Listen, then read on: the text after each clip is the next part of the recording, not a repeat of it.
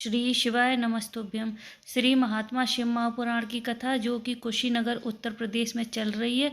आज 5वें दिवस की कथा समाप्त हो चुकी है। अगर आप किसी कारणवश कथा नहीं सुन पाई हो तो इस छोटे से वीडियो में आपको कथा की संपूर्ण जानकारी मिल जाएगी। तो चलिए चलते हैं कथा की तरफ। आज की कथा कुछ इस प्रकार से शुरू हुई कि गुरु जी ने कहा कि जैसे जैसे आप कथा श्रवण करते जाओगे वैसे वैसे आप शिव के करीब पहुँचते चले जाओगे। उसके बाद गुरु जी ने कहा कि शिव महापुराण एक जरिया है जो शिव जी तक हमको पहुंचाता है। और फिर गुरु जी ने कहा कि अगर आपके जीवन में अगर दुख आया है और अगर शिव के दरवाजे जाते हो तो शिव भी आपके दरवाजे पर अवश्य आएंगे। अगर शिव पर आप एक लोटा जल समर्पित करते हो तो आपके दुख की घड़ी में शिव आपके पास अवश्य आएंगे। फिर गुरु जी ने कहा कि हमें संसार में किसी भी पाठशाला में वह ज्ञान प्राप्त नहीं होता है जो हमारे करीबी और गरीबी हमको सिखा देती है। फिर गुरु जी ने कहा कि हमें हमारे माता पिता, हमारे गुरुजन, हमारे शास्त्र वो हमें कभी नहीं सिखा सकते हैं जो गरीबी हमको सिखा देती है। तभी कविता शुक्ला जी जो कि गोरखपुर से पत्र लेकर आई, उन्होंने कहा गुरुजी मेरी शादी को कई साल हो गए थे पर मेरे कोई भी संतान नहीं थी।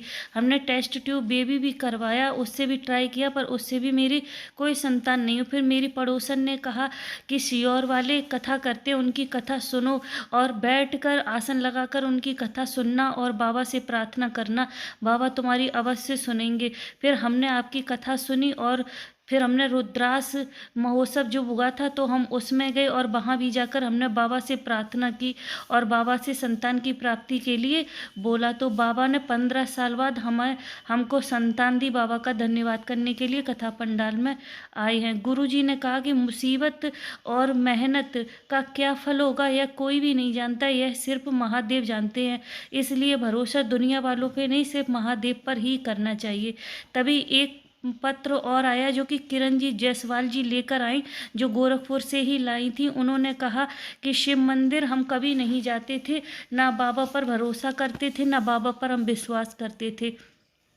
फिर गुरुजी मेरे पास किसी ने आपके मोबाइल की एक क्लिप भेजी और वह हमने सुनी। तभी गुरुजी ने बोला कि अगर कभी भी आप मोबाइल पर अगर कोई क्लिप सुनते हो, देखते हो या कोई कथा के बारे में वर्णन कर रहा है तो आपको यह वीडियो अवश्य शेयर करनी चाहिए दूसरों के साथ कि पता नहीं कौन सी बात सुनकर किसका कल्याण हो जाए।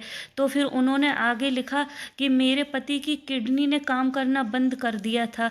फिर आपने जो पीपल के पत्ते वाला उपाय बताया था, पीपल के पत्ते को जल में डालकर और अवधूतेश्वर महादेव का नाम लेकर चढ़ाकर वह जल का आचमन कराने से उनकी किडनी का रोग ठीक हो गया और उनकी किडनी ने पुनः काम करना चालू कर दिया। डॉक्टर भी हैरान हो गए कि इनकी इतनी सारी दिक्कत में यह कैसे हो गया, पर बाबा भोलेनाथ की कृपा से सब कुछ संभव है। और भी पत्र आए थे जिनके काफ़ी साल बाद 17 साल बाद बच्चा हुआ, वो हुआ, तो वो 2-3 पत्र हमने इस कथा में लिए नहीं हैं। वो भी सारे इसी तरह के थे, उनकी भी बाबा की कृपा से कामना पूर्ण हुई है।